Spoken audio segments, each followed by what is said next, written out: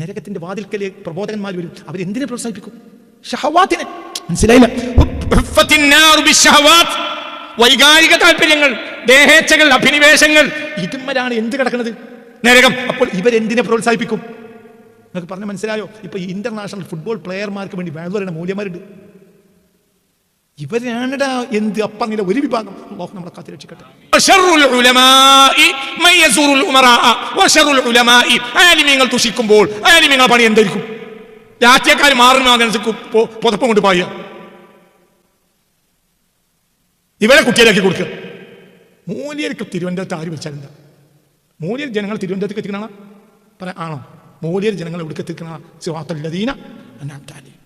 മുത്തറസൂലിനെ പറ്റി ഖുർആൻ പറഞ്ഞത് വഇന്നക ലഅലാ സ്വലാത്തിൻ അളീമ എന്നല്ല, വഇന്നക ലഅലാ ഖുലുഖിൻ അളീം. അത് കയറ്റി വെച്ചത് അതന്നെയാണ്. അതന്നെയാണ് ത്വരീഖത്തെങ്കിൽ ത്വരീഖത്തന്നെ ഉണ്ടാണ്ടത് എന്താ?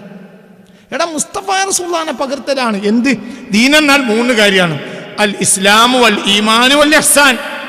ഈ മൂന്നിൽ മൂന്നാമത്തതാണ് എന്ത്? 2ഉം തികഞ്ഞ് മൂന്നാമത്തതാണല്ലോ എന്ത്? ഇഹ്സാൻ. അപ്പൊ നീ ആരായിരിക്കണം? ഹബീബായ നബി സല്ലല്ലാഹു അലൈഹി വസല്ലമയുടെ ഒരു ഫോട്ടോസ്റ്റാറ്റാണ്ട്. ഹബീബായ റസൂലുള്ളാഹിക്ക് ഏറ്റവും കൂടുതൽ ഉള്ളത് എന്താ? എന്താ?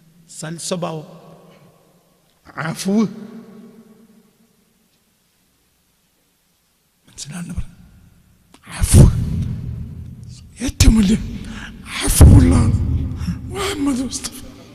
നമുക്ക് എന്ത് അഫ്വ്? എന്ത് അഫ്വ്?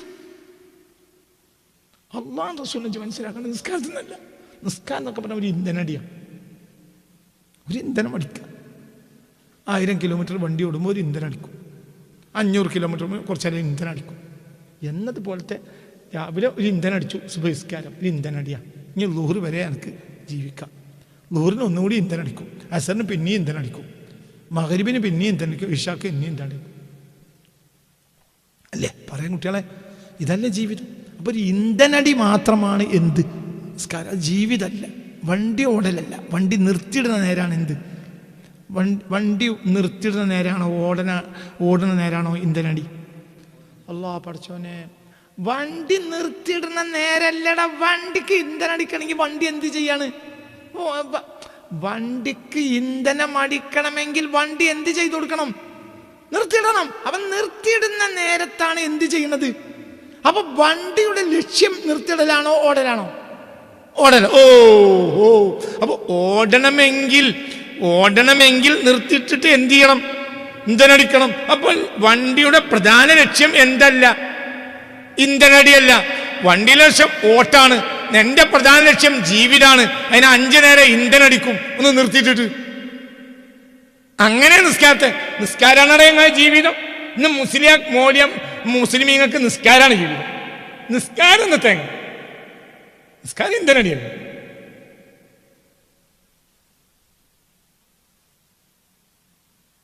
പറഞ്ഞാൽ മനസ്സിലായില്ല. നിസ്കാരം എന്നാ നിർത്തിയിട്ടിട്ട് എന്ത് ചെയ്യാണ്? ഇന്ധനടിക്കുക.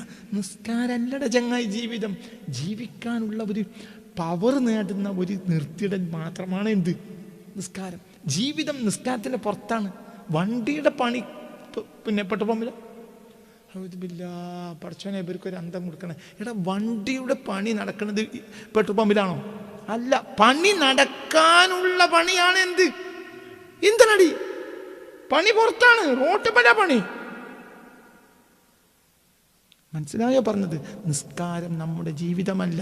നമ്മുടെ ജീവിതം എന്താ? വഇന്നക ലഅലാ ഖുലുഖിൻ അദീം. അതാണ് ഹബീബായ നബി. അതില്ലാത്ത കാലത്തോളം ഒക്കെ നശിക്കും.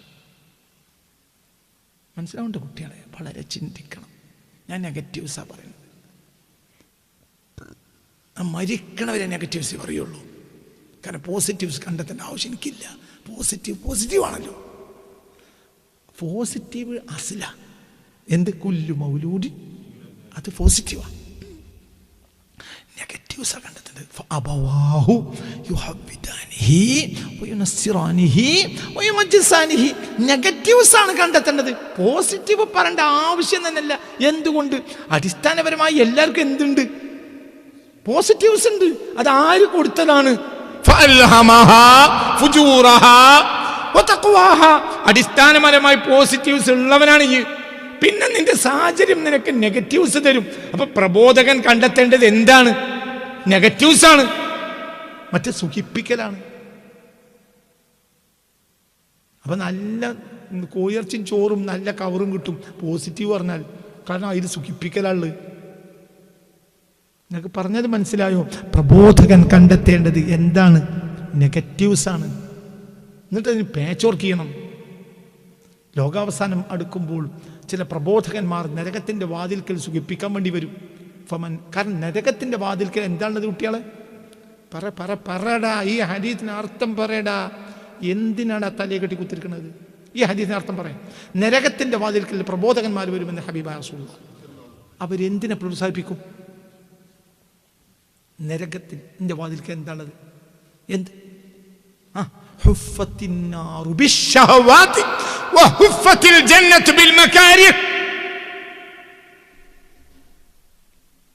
മനസ്സിലായില്ല? നരകത്തിന്റെ വാതിൽക്കല് പ്രബോധകന്മാർ വരും. അവരെന്തിനെ പ്രോത്സാഹിപ്പിക്കും? ഷഹവാത്തിനെ. മനസ്സിലായില്ല? വൈകാരിക താല്പര്യങ്ങൾ, ദേഹേച്ഛകൾ, അഭിനിവേശങ്ങൾ, ഇതുമ്മലാണ് എന്ത് കിടക്കുന്നത്? നരകം. അപ്പോൾ ഇവരെന്തിനെ പ്രോത്സാഹിപ്പിക്കും? നിങ്ങൾക്ക് പറഞ്ഞ മനസ്സിലായോ? ഇപ്പൊ ഈ ഇന്റർനാഷണൽ ഫുട്ബോൾ പ്ലെയർമാർക്ക് വേണ്ടി വേറെ മൂല്യന്മാരുണ്ട്. ഇവരാണിടാ എന്ത് അപ്പറഞ്ഞ ഒരു വിഭാഗം. അല്ലാഹു നമ്മളെ കാത്തുരക്ഷിക്കട്ടെ. നിങ്ങൾക്ക് പറഞ്ഞ് മനസ്സിലായോ? നരകത്തിന്റെ വാതിൽക്കൽ എന്ന് പറയുമ്പോ തലയെ കെട്ടിയ ജാഹിലായ പക്ക ജാഹിലായ മോലിയരെ ആലോചിക്ക്. എന്തടാ പറഞ്ഞ്? നരകത്തിന്റെ വാതിൽക്കൽ പ്രബോധകന്മാർ വരുമെന്ന് ഹബീബായ റസൂലുള്ളാഹി. ഇവിടെ നമ്മൾ എന്താ മനസ്സിലാക്കേണ്ടത്? എന്താണ് അവർ പ്രോത്സാഹിപ്പിക്കുക? എന്താ നരകത്തിലുള്ളത്? എപ്പോഴാ നരകത്തിലെത്തുക?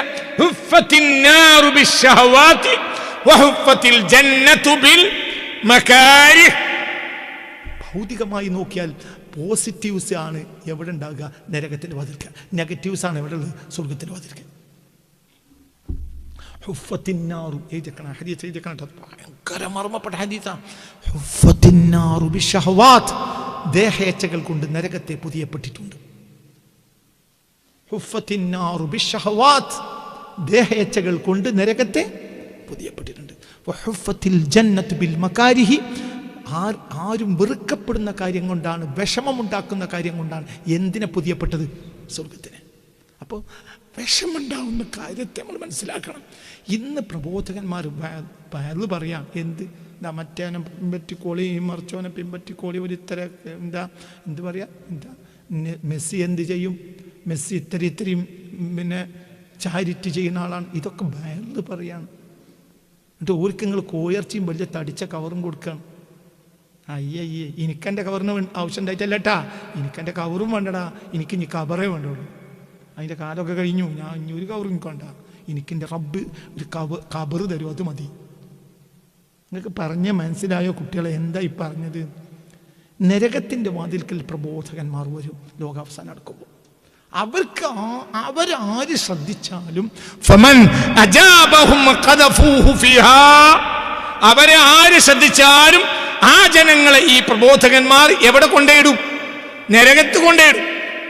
ഈ പ്രബോധകൻ ഇനി ഈ ഹദീസ് കൊണ്ട് ഈ പറഞ്ഞ ഹദീസിനെ നമുക്ക് മറ്റൊരു ഹദീസിന് മനസ്സിലാക്കാലോ. എന്ത്? ഇവരെന്തിനെയാണ് പ്രചരിപ്പിക്കുക? ഷഹവാത്തിനെ.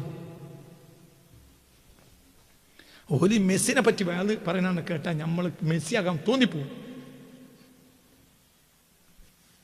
ഈ പറഞ്ഞ ശരിയാണോ അല്ലെങ്കിൽ ഓരോരുത്തരും മറ്റേ കളിക്കാരൻ മറ്റേ അങ്ങനെയാണ്, ഇങ്ങനെയാണ്, മറ്റേത് മറിച്ചതാണ്, മറ്റേത്. നമുക്ക് ജീവിതത്തിൽ നഷ്ടമായി തോന്നി നമുക്ക് കളി കാണാൻ. ജീവിതത്തിൽ ഏറ്റവും വലിയ ഒരു ലാഭം കളിക്കാരനാകാനാണ് തോന്നിപ്പോവും. ആരത് പറഞ്ഞു? വഴല് പറയാ. ചിന്തിക്ക്. അള്ളാഹു നമ്മളെ കാത്ത്. സുഖിപ്പിക്കൽ ഒക്കെ സുഖിപ്പിക്കൽ, എല്ലാം സുഖിപ്പിക്കൽ. നരകത്തിന്റെ വാതിൽക്കൽ പ്രബോധകൻ വരും. ആ പ്രബോധകന്മാരെ ആര് ശ്രദ്ധിച്ചാലും ഈ പ്രബോധകന്മാർ ആ വ്യക്തിയെ കൊണ്ടുപോയി എറിയും. ഫിഹ, എവിടെ എറിയും? നരകത്തിൽ. അപ്പൊ നെഗറ്റീവ്സ് കണ്ടെത്തലാണ് പ്രബോധകന്റെ ലക്ഷ്യം. അല്ലാഹു നമ്മളെ കാത്തുരക്ഷിക്കട്ടെ. മനസ്സിലാണ്ട് പറഞ്ഞത്. അപ്പൊ നമുക്ക് ആളും അംഗീകാരം ഒന്നും ഉണ്ടാവില്ല, അതിന്റെ ആവശ്യമല്ല. 10-60 വയസ്സാകാനായ ഒരാൾക്ക് എന്തിനാ ആള്? ഭൂമിൻ്റെ അടിയിൽ ആളെ കിട്ടണമെന്നല്ലാതെ. ഫമൻ അജാബഹും ഖദഫൂഹു ഫിഹാ, പിടിച്ച് നരകത്ത് കൊണ്ട് വിളിച്ചറിയും. അല്ലാഹു നമ്മളെ കാത്തുരക്ഷിക്കട്ടെ. വളരെ ചിന്തിക്കണം. ഇപ്പം നമ്മൾ ഈ കാലത്തെ മനസ്സിലാക്കണം. ഈ കാലത്ത് നമ്മൾ ശരിക്കും മനസ്സിലാക്കണം. ഈ കാലത്തിൻ്റെ പ്രശ്നം എന്താണ്? ദുഹാനിയത്ത, ദുഹാന. വളരെ ചിന്തിക്കുക, വളരെ ചിന്തിക്കണം. നമ്മൾ ചിന്തിക്കണം. സുഖിപ്പിക്കൽ, എവിടെയും സുഖിപ്പിക്കൽ,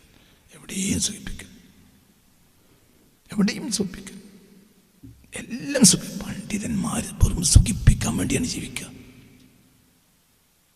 ചിന്തിക്കുക. പറയാനൊക്കെ എൻ്റെ മനസ്സിലുണ്ട്, പിന്നെ ഞാനത് പറയണ്ട. എന്തും ഒരു മുതലാളിനെ കണ്ട മുതലാളിനെ സൂചിപ്പിക്കുക, ഒരു രാഷ്ട്രീയ നേതാവിനെ കണ്ട അയാളെ സൂചിപ്പിക്കുക. പൂച്ചക്ക് എന്നുള്ള പൊന്നോക്കണോടുത്ത് പൂച്ച പൊന്നും തമ്മിൽ എന്താ ബന്ധം? രാഷ്ട്രീയക്കാരനും മൂല്യം തമ്മിൽ എന്താ ബന്ധം? മൂല്യരും മുതലാളി തമ്മിൽ എന്താ ബന്ധം? മുതലാളിക്ക് മൂല്യരോട് എന്തുണ്ട്? മൂല്യർക്ക് മുതലാളി എന്ത് ബന്ധം? മനസ്സിലായില്ല. രാഷ്ട്രീയക്കാരന് മൂല്യരോട് ബന്ധമുണ്ട്, മൂല്യർക്ക് രാഷ്ട്രീയക്കാരനാര്? ഖൈറുൽ ഉലമാഇ ഖൈറുൽ ഉമറാഇ മൻ യസൂറുൽ ഉലമാ. ഖൈറുൽ ഉമറാഇ, ഏറ്റവും നല്ല രാഷ്ട്രീയക്കാർ, നേതാക്കന്മാർ, ഭരണാധികാരികൾ, മൻ യസൂറുൽ ഉലമാ, ആലിമീങ്ങളെ അന്വേഷിച്ച് അവരുടെ പോയി അടുത്ത് ചെന്നിരുന്ന് ഉപദേശം സ്വീകരിക്കുന്നവരാണ്. ആര്? ഏറ്റവും നല്ല ഉമറാക്കൾ, ഭരണാധികാരികൾ, രാഷ്ട്രീയക്കാരന്മാർ. വശറുൽ ഉലമാഇ മൻ യസൂറുൽ ഉമറാ. ഇപ്പൊ മൂല്യർക്ക് രാഷ്ട്രീയക്കാരനാര്? പണ്ഡിതന് ആര്? സതീശൻ. എന്ത് പിണറായി വിജയൻ? എന്ത് പണ്ഡിതൻ? എന്താ സതീശൻ? എന്ത് പിണറായി വിജയൻ? പണ്ഡിതന്മാരെ പണി നേരം വിട്ടാൽ ഒരു അങ്ങാടിയിൽ നിന്ന് ഒരു പതിപ്പ് വാങ്ങാ ബണ്ട്, എന്നിട്ട് ഓരോ പുറത്ത് കൂടിയിട്ടിട്ട് ഓരോ ബഹുമാനിച്ചോളൂ. പിറ്റേന്ന് പത്രത്തിൽ ഫോട്ടോ വരിക. മൂല്യർക്ക് എന്താ ബന്ധം? മൂല്യർക്ക് ആരോടെ ബന്ധം? മൂല്യർക്ക് ബന്ധം ജിബിരിലിനോട്. മനസ്സിലായി? നിങ്ങൾ എൻ്റെ കൂടെ ഉണ്ടോ? ഇല്ലെങ്കിൽ പോയിക്കോളിയോടോ, എനിക്കിപ്പോൾ ഉണ്ടാകേണ്ട ആവശ്യമില്ല. നിങ്ങളൊന്നും എനിക്കിരുന്നില്ലല്ലോ, നിങ്ങൾ എൻ്റെ ആവശ്യമല്ല. എൻ്റെ മുത്തുനബി പറഞ്ഞ് എടാ, മൂല്യർക്ക് രാഷ്ട്രീയക്കാരനോട് എന്താ ബന്ധം? മൂല്യർക്ക് രാഷ്ട്രീയക്കാരൻ പടന്ന് പിണറായി വിജയൻ ഇപ്പം മാറി, ഇപ്പം സതീശൻ നാളത്തെ സതീശൻ മാറി. ഇനി കുറച്ച് കഴിഞ്ഞപ്പോൾ ദിനേശൻ നാളത്തെ.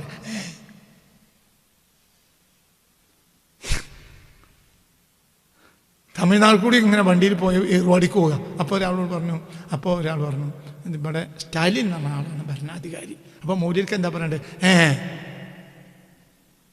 പിന്നെ ഒരു 6 മാസം ഏർവാടിക്ക് പോവുകയാണ്. അപ്പോൾ ഒപ്പമുള്ളവർ പറഞ്ഞു ഇപ്പം ഇവിടെ വിജയ് എന്ന ആളാണ് ഇപ്പോൾ ഇവിടുത്തെ മുഖ്യമന്ത്രി. അപ്പം മൂല്യർക്ക് എന്താ പറയുള്ളത്? അല്ല, മൂല്യർക്ക് മുഖ്യമന്ത്രി എന്തും എന്ത് പറയങ്ങായി. ഇതാണ് മൂല്യര് പണി. മൂല്യര് മോശാക്കൽ എപ്പോഴാണ്? ഭരണാധികാരി അന്വേഷിച്ച് നടക്കുമ്പോൾ. സുഖിപ്പിക്കൽ പണി ഇത് മൂല്യര് ബാധ്യത, ഉത്തരവാദിത്വം അല്ല. ഖൈറുൽ ഉമറാഇ മൻ യസൂറുൽ ഉലമാ.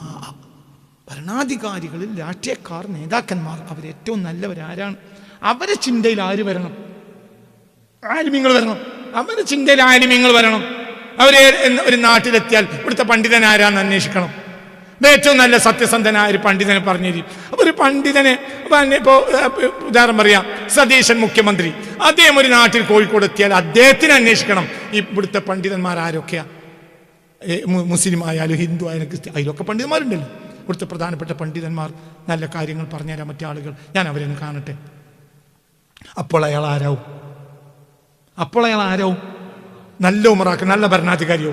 കാരണം നല്ലൊരു മുസ്ലിമായ പണ്ഡിതനെ, ഒരു സത്യസന്ധനായ മുസ്ലിം പണ്ഡിതനെയോ ഒരു ക്രൈസ്തവ പണ്ഡിതനെയോ ഒരു ഹൈന്ദവ പണ്ഡിതനെയോ കണ്ടെത്തുന്നത് അയാൾ എന്തിൽ നിന്നാണ്, എവിടെയൊക്കെയാണ് നമ്മൾ ശ്രദ്ധിക്കേണ്ടത്, എന്തൊക്കെയാണ് ചെയ്യേണ്ടത് എന്നൊക്കെ ഏത് കാലത്തും ഭരണാധികാരികൾ അങ്ങനെ ചെയ്യും. ആരോട് പോയി സംസാരിക്കും? പണ്ഡിതന്മാരോട് സംസാരിക്കും. അപ്പോഴേ അവിടെ ഭരണം നന്നാവും.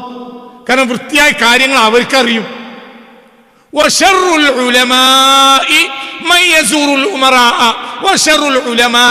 ആലിമീങ്ങൾ ദുഷിക്കുമ്പോൾ ആലിമീങ്ങളെ പണി എന്തായിരിക്കും? രാഷ്ട്രീയക്കാർ മാറുന്നതനുസരിച്ച് പുതപ്പം കൊണ്ട് പായുക. ഇവരെ കുട്ടിയിലാക്കി കൊടുക്കുക. മൂല്യർക്ക് തിരുവനന്തപുരത്ത് ആര് വെച്ചാലെന്താ? മൂല്യർ ജനങ്ങൾ തിരുവനന്തപുരത്തേക്ക് എത്തിക്കണ പറയാം ആണോ? മൂല്യർ ജനങ്ങൾ എവിടേക്ക് എത്തിക്കണ? സിറാത്തല്ലദീന അൻഅംത അലൈഹിം. മൂല്യരെ ബാധ്യത കട്ടിമറിഞ്ഞു. ഇപ്പൊ കട്ടിമറിഞ്ഞു. എല്ലാം അട്ടിമറിഞ്ഞു. എല്ലാം അട്ടിമറിഞ്ഞു. ഇതിനാണ് ദുഹാൻ എന്ന് പറയാം. അള്ളാഹു നമ്മളെ കാത്ത് രക്ഷിക്കട്ടെ. അള്ളാഹു മുത്തഖീങ്ങളിലും സാലിഹീങ്ങളിലും നമ്മളെ ചേർത്ത് തരട്ടെ. ചിന്തിക്കണം. അള്ളാഹിന്റെ ഹബീബിനെ നമ്മൾ പകർത്തണം.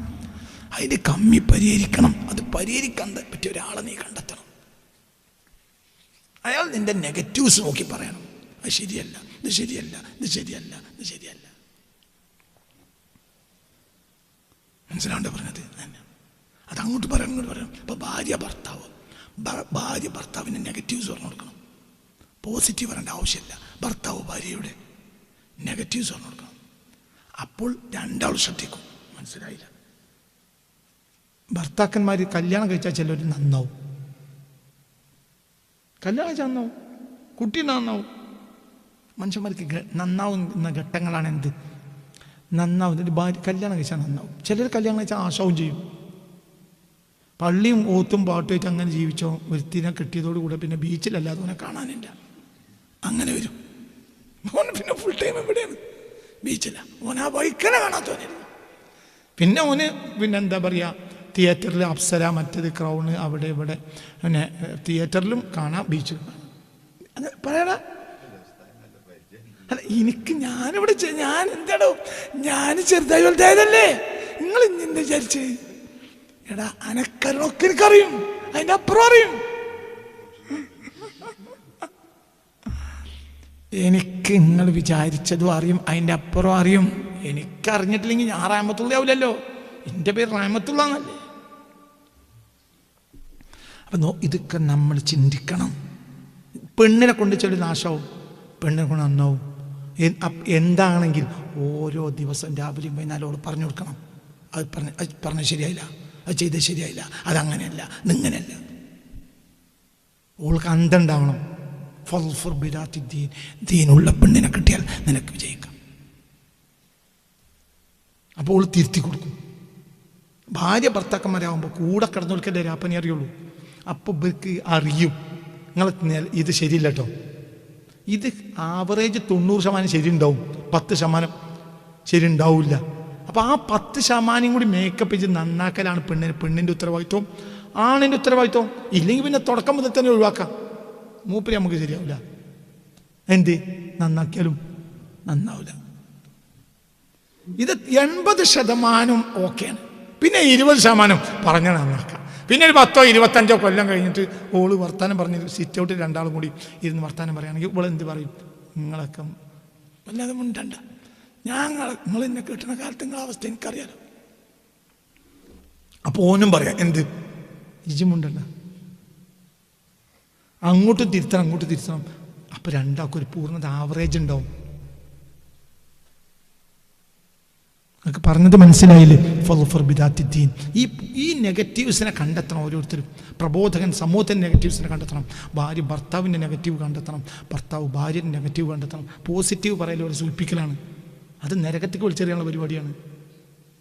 ഭാര്യ എന്നും പറയാണ് നിങ്ങൾ ഈ നാട്ടിനല്ലോ നിങ്ങൾ എന്നാന്ന് പറഞ്ഞാൽ ഒന്ന് നന്നായിട്ട് മരിക്കുമെന്ന് വിചാരിക്കാനുണ്ട, ഒന്ന് അമുക്കായിട്ട് ചാകുകയുള്ളൂ. ഭാര്യ എന്ത് പറഞ്ഞാൽ പറയുടെ ചങ്ങായി ഈ നാട്ടിലെ ഏറ്റവും നല്ല ആൾ നിങ്ങളല്ലേ കാക്കയെന്ന് പറഞ്ഞാൽ ആ കാക്ക അന്ന് നാശമായി.